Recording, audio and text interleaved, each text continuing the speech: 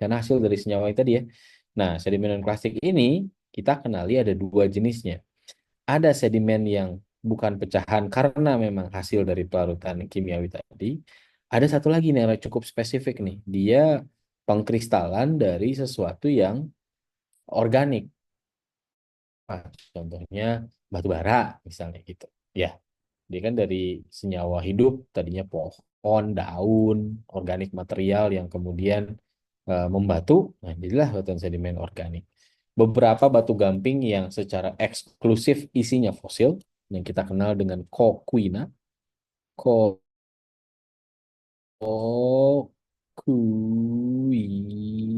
nah, gitu ya. Kokuina ini juga adalah batuan yang tadinya berasal dari makhluk hidup, kemudian ngumpul di satu tempat, mati, dan berkumpul di satu tempat, kemudian mengalami litifikasi dan menjadi batuan yang secara eksklusif isinya adalah fosil. Kita kenal dengan kokuina, batuan sedimen organik. Contohnya apa? Batu gamping terumbu, misalnya gitu. Itu adalah hasil kristalisasi dari kalsium karbonat pada cangkang-cangkang yang ada di terumbu. Jadi namanya batuan sedimen organik. Batuan sedimen kimiawi yang lain ya kita punya batu gamping juga, batu gamping kristalin misalnya, atau kita punya batuan hasil evaporasi. Contohnya ada anhidrit, yang salah satu yang terkenal adalah halit. Halit itu komposisinya adalah natrium klorida, NaCl. Ini NaCl ini adalah garam, garam yang sama yang kalian pakai di dapur gitu. Makanya kalau kalian ke Romania, ke Polandia, itu ada tuh tambang-tambang garam yang besar gitu. Bahkan di bawahnya digali gitu sampai dalam, bikin kota sendiri di bawahnya. Kalian bisa turis ke sana, jadi turis.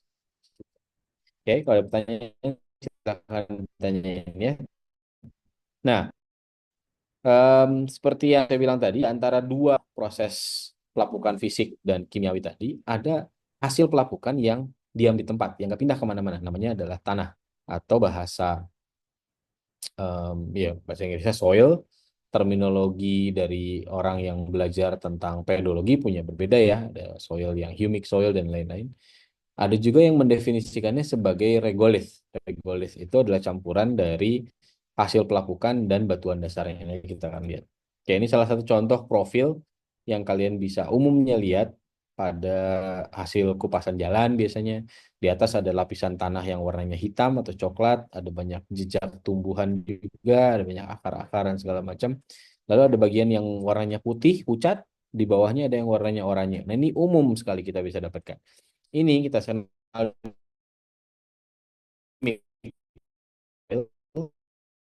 atau tanah yang material-material yang ada di daerah yang pucat ini oleh air masuk ke dalam situ, akhirnya membawa material-material yang ada di sini, kemudian dia menaruhnya di zona sini. Jadi yang ini kita kenal dengan zona leaching, tuh. Yang ini kita sebut dengan zona pengendapannya. Jadi leaching di sini diendapkan di situ. Nanti dikasih label, yang ini namanya lapisan O, ini namanya A, gitu. Ini ada B, dikasih dikasih kelas-kelas lah nanti bisa. Kita bisa lihat ya. Ini contohnya nih, salah satu kelasnya nih. Jadi humic soil itu horizon O sama A yang paling atas. Jadi yang ada tanamannya, yang ada tumbuhannya, sampai ke yang bagian hitam ini yang masih kelihatan banyak organiknya. Ini kita kenal dengan humic soil. Lalu ada bagian yang E yang pucat, itu yang bagian ini pucatnya ini eh, zona eluviation dan leaching. Jadi material yang saya bilang tadi larut. Dipindahkan ke daerah yang bagian bawahnya yang lebih memberikan tempat untuk mengakumulasi material yang larut dari dekat permukaan ke bagian sini. Kenapa kok zonanya cuma berhenti di sini nggak lebih dalam lagi ya? Karena lebih ke dalam sana udah masuk ke batuan ya. Batuan kan punya permeabilitasnya buruk ya. Jadi lebih buruk dibanding soil gitu. Jadi airnya yang membawa materialnya tidak bisa penetrate lebih jauh. Jadi dia akan tersimpan di daerah sini. Nah, ini pembagian zonanya, ada zona A, ada horizon A, horizon O, ada horizon E, ada B, C, sama R. R ini rock horizon ya, paling gampang. Nah, kenapa kok E-nya di tengah? Nah, ini baru nih, soalnya dulunya ada lapisan O bagian atas. Ini sebenarnya O ini juga baru ditambahkan. Tadinya hanya ada lapisan A, lapisan B, sama lapisan C gitu. Tadinya gitu. Tapi ternyata lapisan B bisa dibedakan. Jadi ada bagian yang leaching sama bagian yang accumulation. lapisan, oh bisa dibedakan, ada yang memang isinya organik material, ada yang bagian yang kaya akan humus dan ada tumbuhannya di atas, namanya lapisan O. Itu dasar pembagiannya. Tapi ini umum sekali kalau kita lihat di semua tempat yang hasil pelapukannya kita bisa observe di permukaan. Oke. Nah, perbedaannya kalau kita punya endapan, kita punya proses pelapukan itu di daerah yang kering sama yang sangat basah gitu ya, sangat lembab, itu di daerah yang kering karena volume airnya sedikit, maka jangkauan air juga nggak terlalu bisa dalam gitu. Jadi ketika ada air hujan masuk ke dalam, jatuh di atas permukaan, dia sebagian akan masuk ke dalam tanah, dalam soil yang sudah terbentuk, tapi dia nggak bisa lebih jauh ke sana karena airnya nggak banyak. Maka setelah dia masuk ke beberapa meter kedalaman, dia akan ditransfer secara lateral, kemudian dia keluar lagi gitu. Jadi siklusnya kecil, areanya kecil. Beda dengan di daerah yang lebih moist, lebih lembab, sama yang sangat basah. Kalau yang lembab dan sangat basah, jangkauan airnya, dalam ini volumenya paling besar di sini ya. Ini volumenya paling besar, yang ini ya, relatif lebih banyak dibanding yang dry, tapi lebih sedikit dibanding yang very wet. Tapi banyaknya volume yang air yang jatuh ke dalam situ kemudian masuk ke dalam soil itu menyebabkan kita bisa punya jangkauan air yang jauh melebihi yang daerah kering. Jadi air bisa masuk ke dalam situ, ke dalam rekahan-rekahan batuan yang sudah ada. Nah, ketika airnya sukses masuk ke dalam sana, artinya pelapukan mekanis, pelapukan kimiawi bisa terjadi lebih banyak, gitu kan ya. Dan kalau airnya nggak nyampe ke bawah, artinya pelapukan mekanis sama kimiawi cuma terjadi di level dangkal aja di sini. Jadi ketika lebih dalam, maka salah satu agennya tadi kan air. Maka airnya bisa berekspansi lebih banyak, sehingga pelapukan bisa terjadi menjadi lebih ekstensif di daerah yang lebih basah. Oke, nanti ada terms yang kalian kenali, misalnya ada tanah laterit gitu ya, ada tanah gosan. Nah, laterit itu nggak berkaitan hanya dengan nikel saja, karena secara definisi laterit itu adalah pelapukan kimiawi yang intensif dari regolis dan batuan dasar. Jadi apapun jenis batuannya, mau yang ultramafic, kemudian kalian menghasilkan nikel, atau yang felsik, sehingga kalian menghasilkan bauksit atau timah. Oke, jadi atributnya jangan hanya dikaitkan pada laterit. Misalnya kalian sering dengar, oh ini nikel laterit atau laterit nikel, ya karena memang dia hasil pelapukan kimiawi intensif dari regolit sama batuan dasar. Oke. Ada untungnya kita hidup di daerah yang tropis karena proses pelapukan ini memang sangat umum terjadi pada daerah yang tropis. Oke, ini contohnya.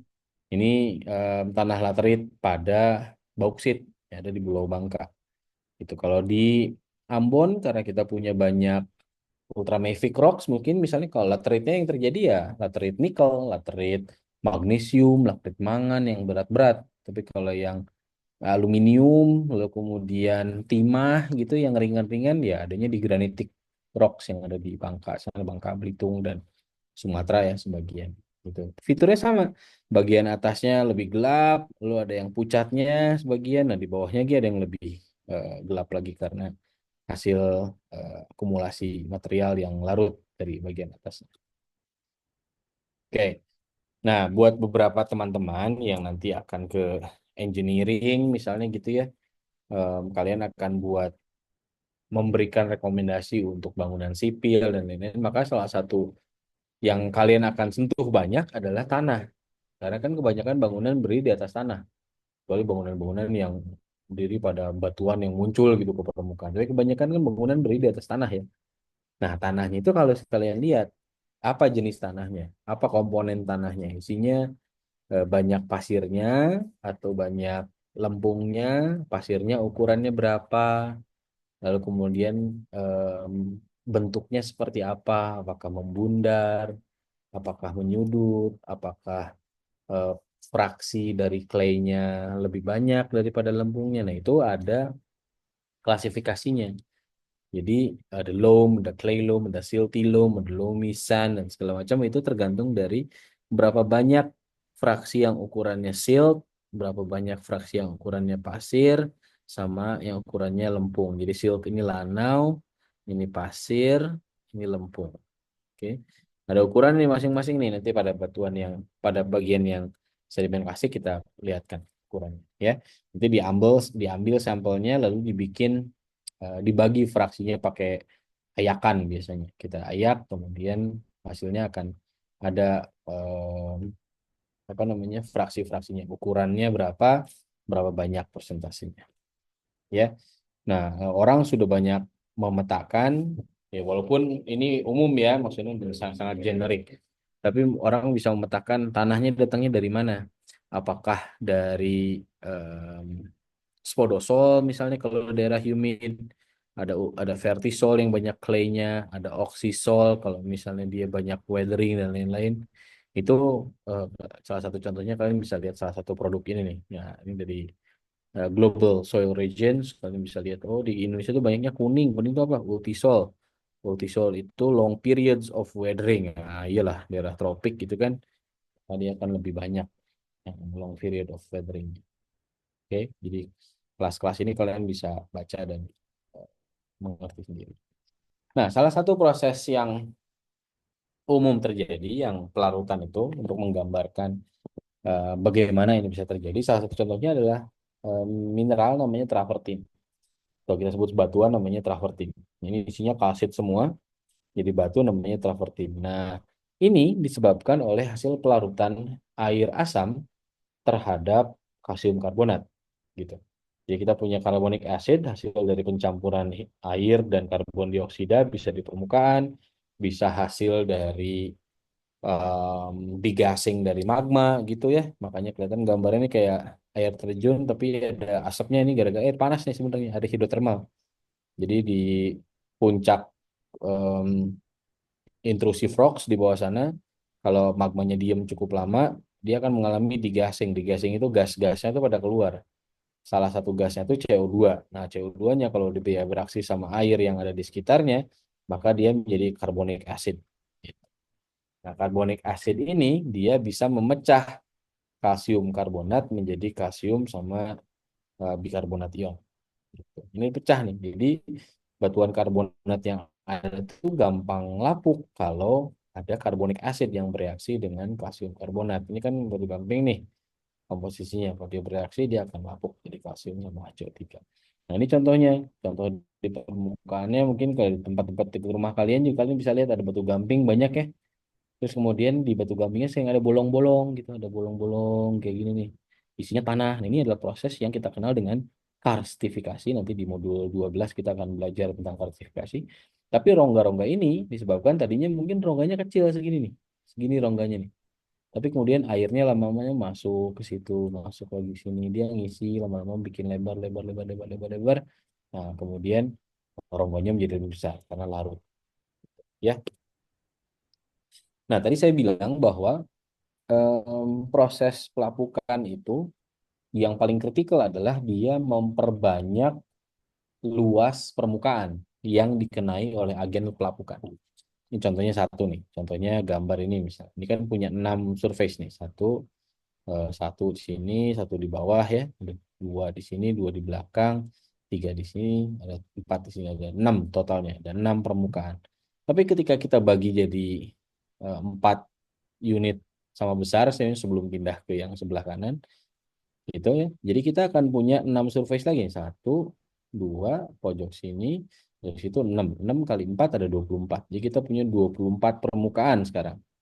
Kalau bisa kita bagi ini jadi 4 bagian sama besar.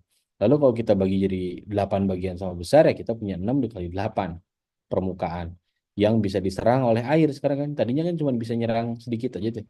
Tapi kemudian sekarang dalamnya juga bisa diserang dan segala macam. Nah, pelapukan kimiawi akan sangat efektif ketika luas areanya menjadi lebih besar untuk dierosi.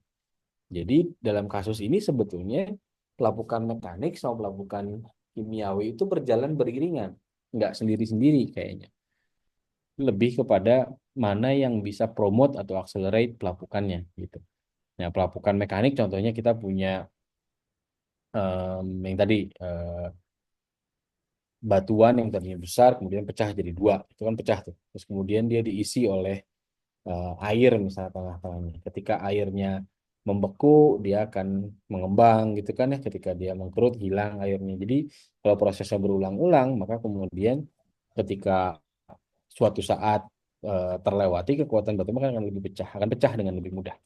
Contohnya kalau kita punya ada pohon misalnya di tengah-tengah sebuah rekahan, lama-kelamaan kan akar pohonnya juga besar. Yang tadinya rongganya cuma kecil, karena batang pohonnya tambah besar ya tambah lama tambah besar juga. Ya, nah ini sangat juga tergantung oleh dari sangat juga tergantung dari betul ya kekuatan dari materialnya. Jadi kalau materialnya kuat, ya dia lebih kuat menanggapi perubahannya. Tapi kalau material memang sudah lemah, dia akan lebih mudah untuk lapuk. Contohnya kuat sama lemah ini apa? Contohnya kalau masih ingat ada diagram Bowen gitu, ada Bowen reaction series. Kalian bisa lihat yang paling panas temperaturnya itu kan olivin. Terus ke piroxen, ke hornblenda ya, dari kalsik plagioklas ke sodik plagioklas sampai ke kuarsa itu kan secara temperatur dia lebih panas yang olivin, piroxen, kalsik plagioklas itu kan lebih panas. Kuarsa lebih dingin, dia bisa terbentuk bahkan di beberapa puluh sampai berapa ratus eh, temperatur aja, degree temperatur. Itu artinya apa? Artinya pada saat material itu bertemu di permukaan, maka yang lebih stabil adalah material yang terbentuk pada temperatur yang lebih rendah. Kenapa? Karena material yang terbentuk pada temperatur yang lebih tinggi tentu akan mengalami challenge yang besar dari temperatur yang ada di permukaan. Ini kan di temperatur di permukaan cuma 30. Sementara dia stabil pada temperatur 1100 misalnya.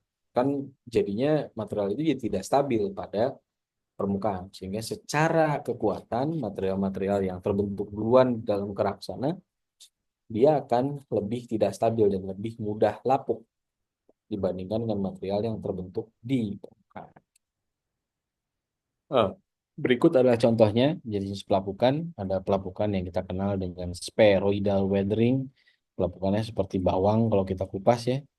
Ini intinya adalah seperti ada material yang mengalami ekspansi dari dalam, tapi ekspansinya bukan gara-gara material mengembang, enggak. Gara-gara kebagian misalnya tadinya materialnya tuh, ini ada kita punya sekotak material di bawah sini, lalu ditumpuk oleh batuan setebal X misalnya. Jadi kan selama materialnya nggak berubah posisi, permukaan materialnya kan ditekan sebesar densitas dikali gravitasi dikali tebal batuan ya kan. Jadi ini akan menekan nih, kolom batuan ini akan menekan ke sebuah titik pada bagian atas dari material tersebut, pada volume material tersebut pada bagian atasnya, gitu ya. Tekanannya sebesar ini nih, besar sekali tekanannya. Tapi ketika lambat laun, misalnya pada saat proses pelapukan terjadi, sebagian dari materialnya hilang, permukaannya tinggal segitu. Lalu kemudian permukaan yang berikutnya tinggal segini, gitu ya. Sampai di permukaan yang terakhir, dia udah sampai di dekat permukaan sekali gitu. Nah, yang terjadi apa dengan materialnya? Yang terjadi dia akan mengalami rebound namanya. Rebound itu yang tadinya dia merasa ditekan ke bawah sana, terus lama-kelamaan dia akan mengalami tekanan ke atas. Dung, dung. Jadi sama kayak kalau kalian tekan pegas, terus kalau kalian lepas tekanannya maka pegasnya akan eh, ke atas. Nah, batuan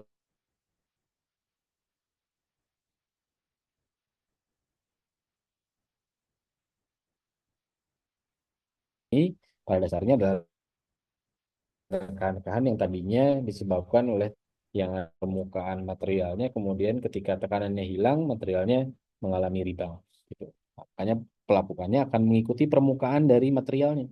Kalau dia bulat ya bulat, kalau dia besar dan bulky ya dia akan ngikutin, tapi dia akan sejajar dengan permukaannya gitu ya.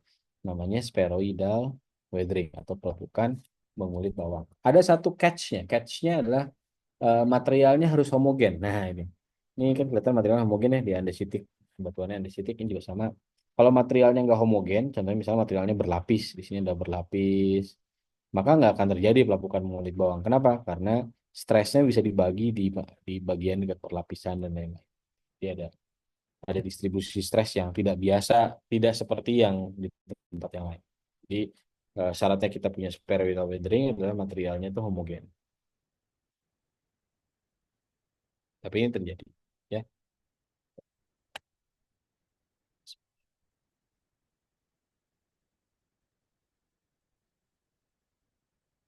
Fisik.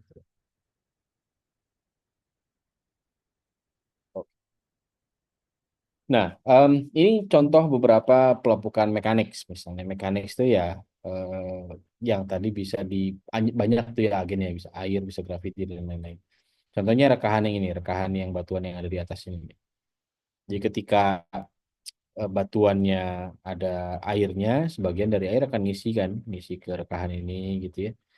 Nah, kalau misalnya temperaturnya drop, ya, kalian kalau kalian pernah bikin es batu gitu, atau es batu yang diikat pakai plastik, kalau kalian ngisinya full di plastiknya, biasanya hasil pembekuan dari airnya itu akan gembung sedikit.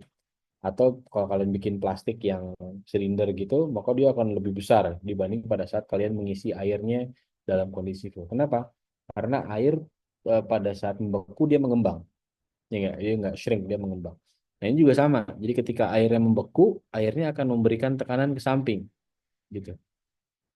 Terus cair lagi, ya kan? Jadi kayak misalnya kita punya sesuatu yang tadinya nutup di sela-selanya diisi sesuatu. Nah, semakin sering dia kembang kempis gitu, maka semakin mudah dia akan pecah gitu. Nah, itulah yang terjadi pada saat pelapukan mekanis. Jadi pelapukan mekanis prosesnya nggak langsung sekali jadi, itu beberapa kali sampai ratusan tahun, ribuan tahun gitu ya. Nah, pengembang kempisannya itu bisa gara-gara kita punya panas, kayak misalnya sinar matahari, pelepasan tekanan seperti tadi kita punya spheroidal weathering, kontraksi dan eh, apa namanya thawing dari air satu. Terus kemudian ada pohon misalnya yang ada batangnya di tengah-tengah, itu ada aktivitas organisme. Jadi prosesnya bisa banyak. Hasil akhirnya sama. Hasil akhirnya adalah dia mengalami desintegrasi. Nah, yang istimewa dari pelapukan mekanik adalah karena dia pecahnya secara mekanik, jadi satu jadi dua, dua jadi empat, empat jadi delapan, komposisinya nggak berubah. Jadi komposisinya tetap sama, materialnya yang sama yang lapuk, kemudian dia jadi material yang sama juga tapi dengan ukuran yang lebih halus. Jadi komposisinya sama. Beda dengan pelapukan yang terjadi secara kimia, maka hasil lapukannya tidak terjadi, komposisinya udah nggak sama lagi. Kayak tadi misalnya kalsium karbonat ditambah HCO3.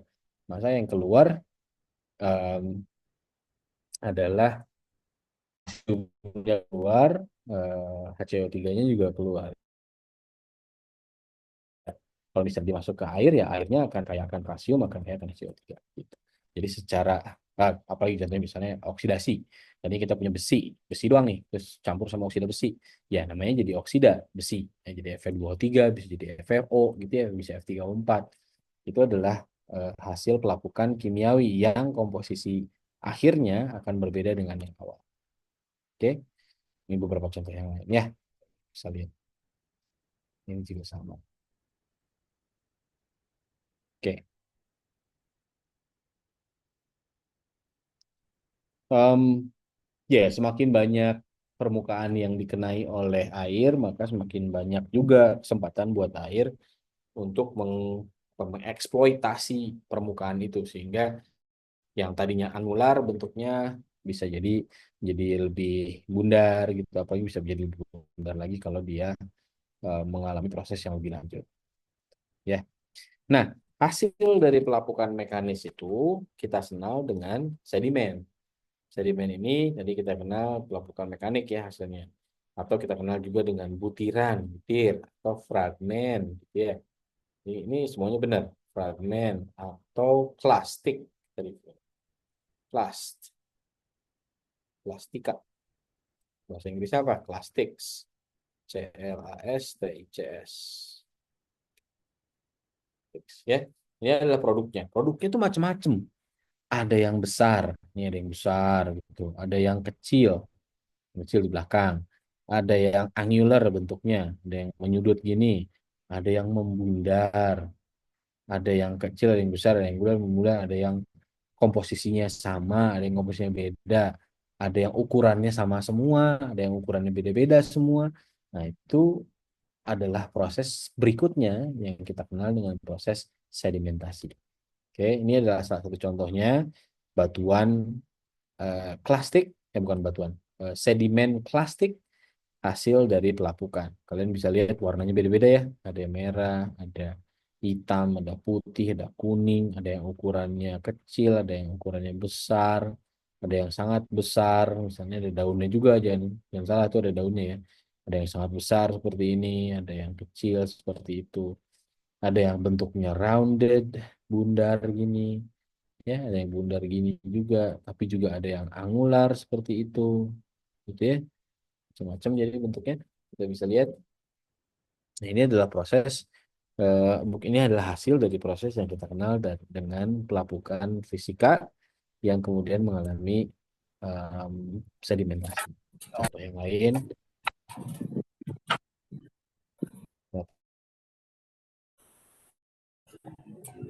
ukurannya ini juga. Oke. Nah, bedanya ini misalnya sama ini kalian bisa dengan jelas ya lihatnya ya. Antara gambar yang ini sama gambar yang ini sama-sama nih sebenarnya batuan fragmen dari sedimen plastik kan. Tapi bedanya adalah yang ini, misalnya ini ukurannya kok mirip-mirip semua nih, ukurannya segini-seginian lah gitu ya. Tapi kalau gambar berikutnya, oh ada yang besar, ada yang kecil gitu, kecil banget, sedang, ukurannya berbeda nih.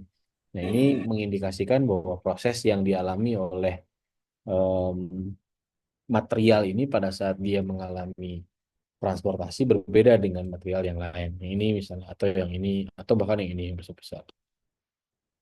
Oke. Nah, jenis materialnya juga kalian bisa lihat beda kan? Misalnya ini materialnya semua warnanya merah, putih, kuning, kelihatannya batuan semua. Ada material yang tampaknya begini nih. Loh, apa nih? Oh, ini cangkang dari kerang gitu. Ini juga sama ada cangkang dari kerang lain. Oke, ada yang besar, ada yang kecil, ada yang warna yang hitam, ada yang warna yang putih. Nah, ini akan memberikan informasi ke kita, dari mana nih sedimennya? Apa yang terjadi sama sedimennya? Di sumber dari sedimennya kita akan tahu, apa yang terjadi sama sedimennya juga kita bisa ngerti, terus kemudian setelah itu dia akan mengalami apa. Oke. Nah, proses dari observasi yang tadi bahwa ada material yang ukurannya sama. Sama tuh ada yang halus semua, ada yang kasar semua, ada yang halus sebagian, ada yang kasar sebagian. Jadi yang ukurannya berbeda-beda. Itu udah ada orang yang melakukan studinya namanya Hillstrom. Nah, dia bikin kurva antara diameter ukuran dari sedimen dengan kecepatan alirannya. Jadi kalau kita ingin punya material yang ukurannya halus, maka dia nggak perlu dialirkan dengan kecepatan yang tinggi untuk mengalami transportasi. Dia akan ke bawah-bawah terus gitu ya, kalau ukurannya kecil. Tapi kalau ukurannya gede, 1 mm ke atas, atau dari 0,5 mm ke atas, maka kalau dia um, velocity-nya 1 mm per detik, ya dia akan berhenti. Dia akan mengalami deposition. Diam aja dia di situ. Untuk dia bergerak lagi, dia harus punya kecepatan 100 mm per detik sungainya. Ya, dia pun bergerak lagi. Tapi dengan kecepatan 100 mm per detik, fragmen atau ukuran yang 100 mm-an, yang 10 sentian, 100 mm 10 senti, 1 meteran gitu ya ukurannya ya, maka dia nggak akan diem gitu di dalam situ, dia mengalami deposition ya.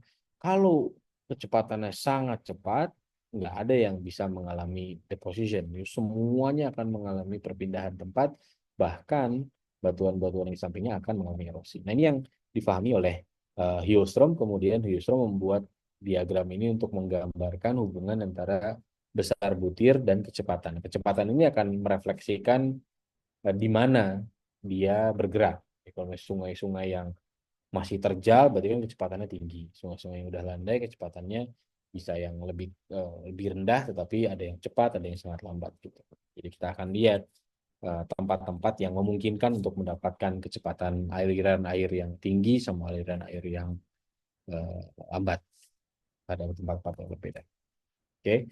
Nah, kita sebut prosesnya adalah sedimentasi. Nah, sedimentasi itu sebenarnya satu rangkaian proses yang panjang dari mulai erosi, transportasi, dan diendapkan material. Jadi di erosi di sini juga mengalami erosi, di sini juga mengalami erosi. Kemudian dia bisa diendapkan di mana-mana. Ya, di sejalur ini kita sebut from source di ujungnya kita kenal dengan sink. Nah, tapi jangan dimaknai bahwa setiap pengendapan itu end up di laut. Enggak. Setiap pengendapan itu bisa terjadi di mana aja, bahkan di tempat erosinya. Jadi ketika dia dierosi di sini kemudian materialnya jatuh, misalnya ada material di sini numpuk nih. Jatuh ke bawah terus dia bikin kayak kipas gitu di sini. Nah, ini kita sebut dengan kipas aluvial. Aluvial ya. Nah, di dalam situ. Nggak mesti menunggu dia masuk ke dalam sungai. Ini pun sudah namanya endapan sedimen. Mengalami transportasi oleh gravitasi masuk ke dalam sana. Endapannya namanya aluvial. Kalau yang masuk ke dalam sungai namanya fluvial. Nah, itu beda jenis lagi endapan. Tetapi proses erosi, proses transportasi, dan pengendapannya bisa terjadi di any parts, pada bagian-bagian yang ada di sini semuanya. Nggak mesti menunggu sampai ke ujung sistem, ke laut misalnya, atau ke danau. Di sungai pun bisa terjadi sedimentasi kan. Kalau kalian main ke daerah sungai, ke air besar misalnya dekat setelah nyebrang jembatan Merah Putih itu, terus kemudian kalian bisa lihat beberapa fragmen yang ukurannya besar-besar ada di sungai kan. Berarti fragmen itu juga dia mengalami pengendapan di daerah yang sungai-sungai yang tinggi-tinggi gitu. Oke. Nah, fungsi dari transportasi terhadap butiran adalah dia akan memodifikasi bentuk dan ukuran dari butiran.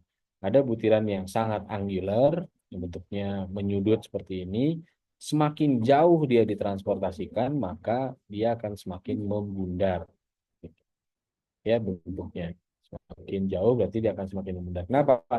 Karena kalau kita bayangkan kita punya sungai, ada sungai ini ada material-material gitu.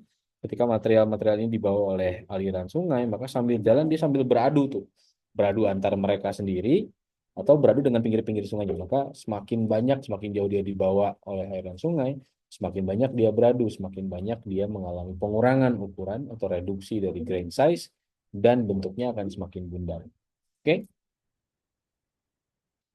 Nah, ini salah satu gambaran tentang bagaimana arus akan memengaruhi arus di sungai ya, akan memengaruhi em, proses sedimentasi tadi. Kalau misalnya kita punya di bagian tengah yang nggak kencang arusnya, maka dia akan mengalami yang namanya eh, kondensasi apa namanya eh, eh, suspension. Jadi suspensionnya itu larutannya akan mengendap gitu kan jatuh di bagian.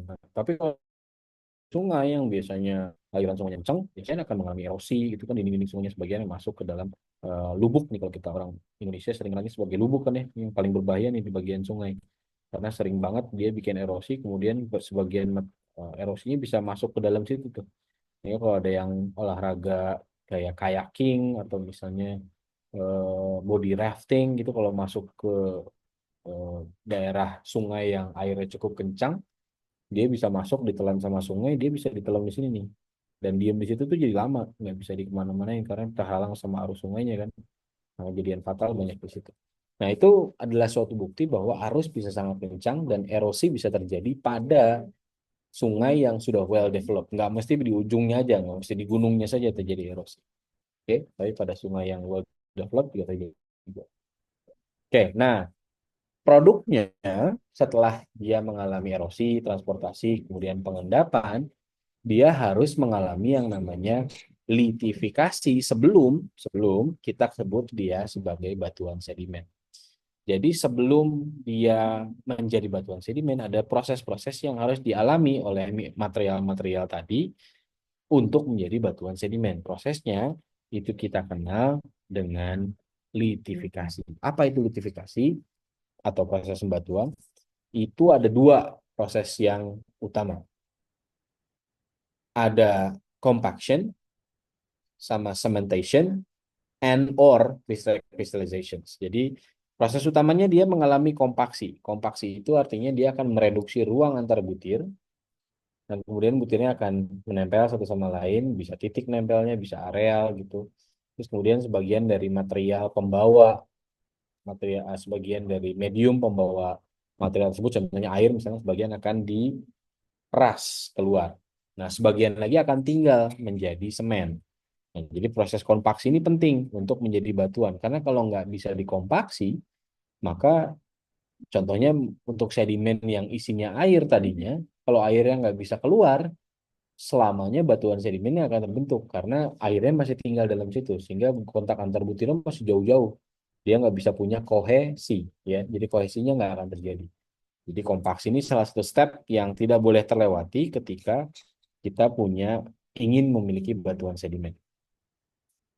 Kalau tidak terjadi, nah contohnya kayak lumpur Sidoarjo misalnya. Kalau kalian pernah aware ya, kalian coba cari nanti itu ada salah satu kejadian alam yang namanya Lucy, lumpur Sidoarjo. Itu disebabkan karena bagian bawah dari batuan yang um, berada dalam formasi di daerah Sidoarjo itu mengalami yang namanya under compaction. Dia tidak mengalami pemadatan. Jadi ketika sesuatu yang unexceptional terjadi, ada gempa atau ada hal-hal yang lain yang menyebabkan dia terganggu, sistemnya akan breach, bocor. Kemudian lumpurnya akan naik ke permukaan. Bentuknya masih lumpur karena masih larut dalam air. Nah, yang berikutnya, sisa air yang tidak berhasil diperas keluar akan menjadi sebagian dari semen pada batuan sedimen. Nah, semen ini adalah material yang merekatkan butir. Butir yang besar, butir yang kecil, yang besar kita kenal dengan butiran atau fragmen ya, yang kecil kita kenal dengan matriks, nanti kita akan lihatkan bedanya. Nah, itu akan diikat oleh yang namanya semen. Beberapa dari materialnya bisa mengalami rekristalisasi. Mengalami rekristalisasi itu misalnya kalau ditambahin temperatur yang cukup tinggi, sebagian kuarsa terbentuk, ada kuarsa yang polikristalin, dan lain. Apalagi kalau eh, temperaturnya menjadi lebih tinggi, tekanan lebih besar, berarti sebagian akan mengalami yang namanya meta sedimen. Jadi sedikit metamorfisme. Oke. Nah, karena proses erosi, transportasi, kemudian mengendapkan atau diendapkan itu adalah suatu kemenerusan waktu, maka salah satu ciri khas dari batuan sedimen adalah dia berlapis. Contohnya seperti yang kalian lihat di depan. Ini ciri dari batuan sedimen, dia berlapis. Nah, satu lapis itu mencerminkan satu kemenerusan waktu. Ya, jadi kalau kalian lihat, satu lapis itu memberikan satu kemenerusan waktu. Ini adalah ciri dari batuan sedimen. Nah, kalau pernah dengar waktu pertama kali mulai kuliah ini pernah dijelaskan ada James Hutton ya, ada bapak pendirinya, bukan diri dia jadi bapak geologi modernnya. Lalu kita punya em, apa namanya hukum yang kita kenal dengan hukum strata. Strata itu artinya lapisan, bahwa kita tahu hukum superposisi namanya ada lapisan yang di atas itu pasti lebih mudah dibanding yang di bawah, karena yang di bawah pasti diendapkan duluan, semakin mudah akan semakin atas gitu pengendapannya. Nah, itu sangat intuitif sebetulnya kalau kita berpikir bahwa setiap proses sedimen itu adalah satu rangkaian waktu. Oke. Ini dari batuan sedimen yang plastik tadi, kita lihat ukurannya, ya. Kalau dari ukuran, ada yang namanya konglomerat, ada breksi, batu pasir, ada batu lanau, sama serpih. Itu ukurannya itu sangat halus. Yang shell sama siltstone itu 1/256 milimeter. Yang siltstone 1/16 sampai 1/256. Batu pasir, atau yang ukurannya pasir, itu ukurannya 1/16 milimeter sampai 2 milimeter. Di atas itu kita kenal dengan konglomerat atau breksi. Bedanya, konglomerat itu bundar-bundar, breksi itu angular-angular fragmen. Ukurannya mirip, di atas 2 milimeter. Oke. Pada batuan sedimen kimiawi, ya kita punya berbagai komposisi mulai dari kalsit, kuarsa, ada gypsum yang anhidrit, ada halit tadi ya, ada batu bara gitu misalnya. Yang ukurannya juga beda-beda ukurannya, bentuknya dan lain-lain. Nah, nama batuannya kalian bisa lihat sendiri. Ada yang namanya crystalline limestone, tadi travertine kalian lihat, ada coquina, ya, ada chalk, chert, itu berdasarkan komponennya, isinya apa saja. Oke. Nah, ada pertanyaan apa enggak? Kayaknya kuliahnya materinya hanya di situ saja. Kalau kalian ada pertanyaan silakan ditanyakan.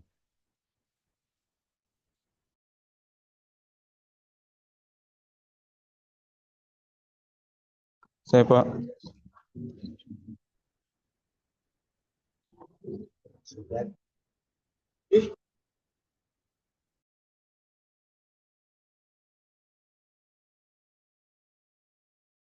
Ada pertanyaan nggak Wahyu? Iya Pak, terima kasih kepada kesempatan yang sudah diberikan. Silakan. Sebelumnya perkenalkan nama saya Wahyu Rizky Imran dari Prodi Teknik Geofisika Pak dengan NIM 202497009.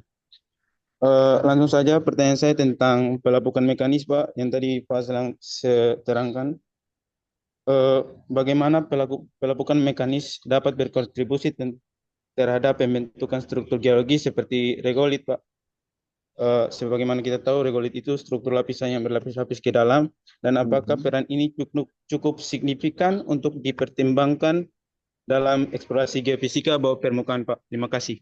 Oke, kalau kita perjelas dulu ya, yang namanya regolith itu bukan struktur geologi.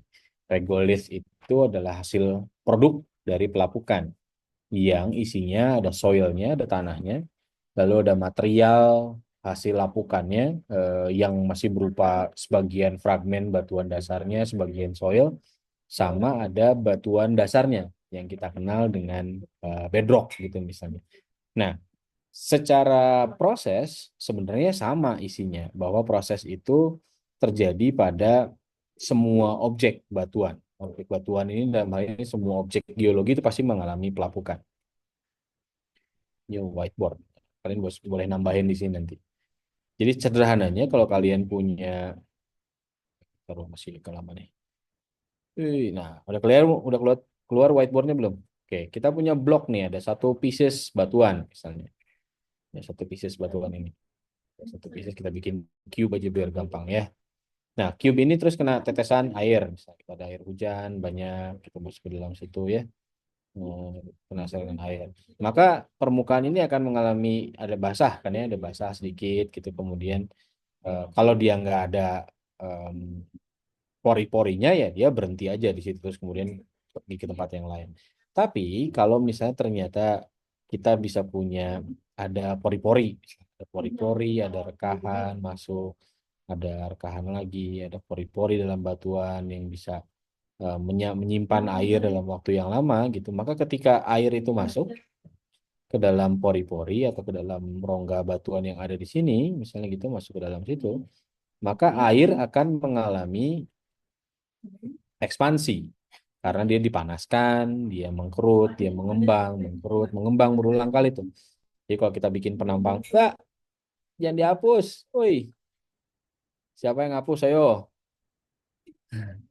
Kalau kita bikin penampang yang isinya rekahan seperti ini, ayo siapa jujur tadi yang hapus siapa? Ya jujur lah. Nah, ketika ada penampang rekahan ini masuk, misalnya rekahan tadi manjangnya ke sana ya. Nah, kemudian airnya masuk ke dalam situ, rekahannya masuk, airnya ke dalam situ, kemudian air akan mengalami, oh, oh, ini ada yang sengaja ngapus apa gimana nih? Saya nggak gambar lagi ya kalau belum ngaku ah. Ada yang nggak sengaja ngapus atau sengaja?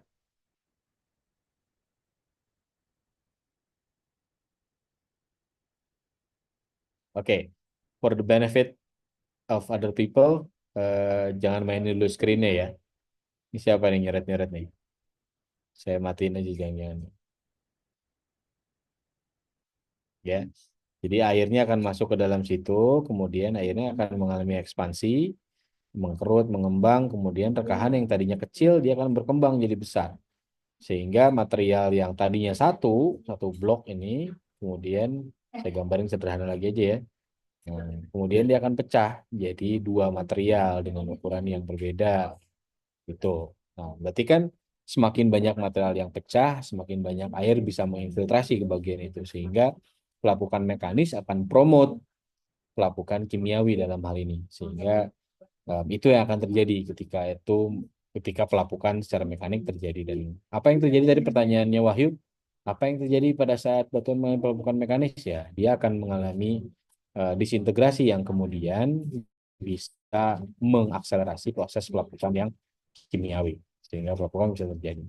Dari sisi geofisika, apa yang bisa kita lihat? Satu, buat eksplorasi. Soil itu porositasnya bagus, ya kan? Kalau porositasnya bagus, berarti kandungan airnya banyak. Kandungan airnya banyak bisa dimanfaatkan oleh teman-teman geofisik buat eksplorasi sumber air misalnya, atau eksplorasi material-material yang resistivity-nya besar atau yang resistivity-nya kecil. Contohnya buat mineral, buat geothermal dan segala macam. Itu kalau misalnya kita punya material dengan porositas yang besar, yang kecil, kita bisa pakai survei yang namanya geolistrik, ya kan?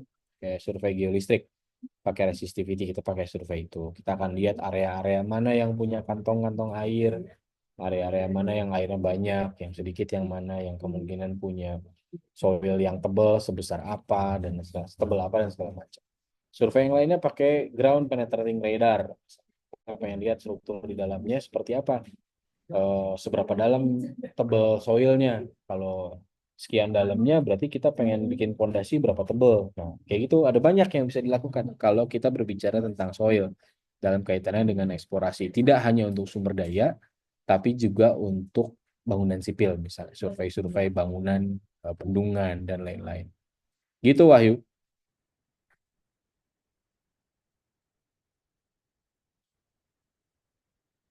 Bisa diterima penjelasannya?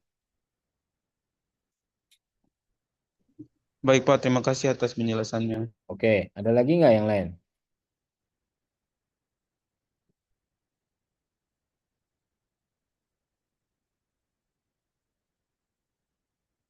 Belum ada.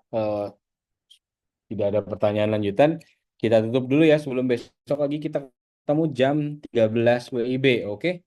Kita akan bicara tentang sedimentasi dan untuk batuan sedimen. Kalian perlu kalian perlu foto dulu apa enggak? Perlu, Pak. Oke, silakan. Siapa yang ditugaskan untuk memfoto? Mumpung saya masih kelihatan ganteng.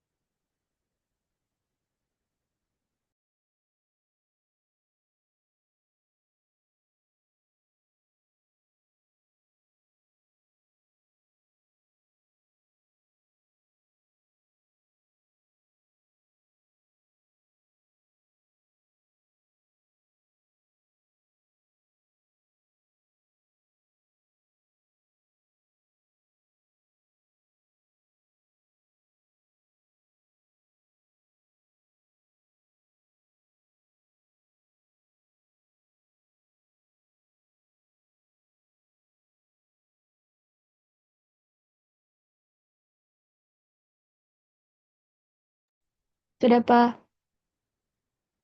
Sampai jumpa ya. Selamat. Baik, Pak. Terima kasih atas pertemuan kali ini, Pak. Banyak Pak. Sampai jumpa, Pak. Sampai Terima jumpa kasih. Lydia, Yahya, dan teman-teman. Tahu juga, Tutup Pak. ya. Terima kasih Pak, Ya, terima kasih atas oke. Terima kasih, Pak. Assalamualaikum yang diberikan. warahmatullahi wabarakatuh. Waalaikumsalam Terima kasih, Pak. warahmatullahi wabarakatuh. Saya tutup ya buat semua ya. Ya,